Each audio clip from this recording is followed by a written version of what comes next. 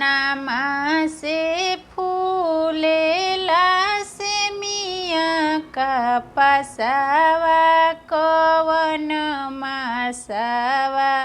हरिजी गइले विदेशवा कवन मासावा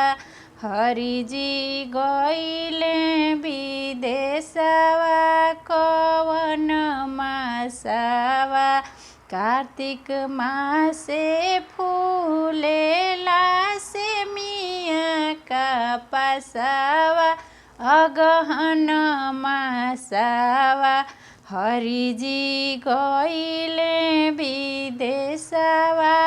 अगहन मासावा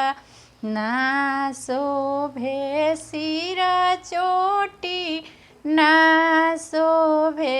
गजला नाहिनु शोभेला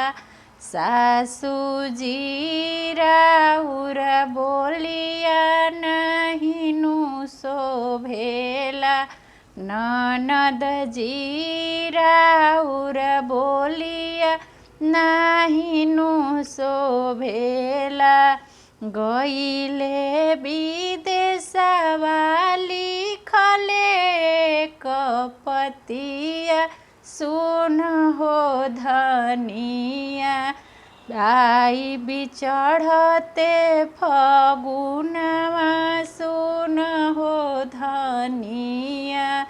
आई बिचढ़ते फगुनवा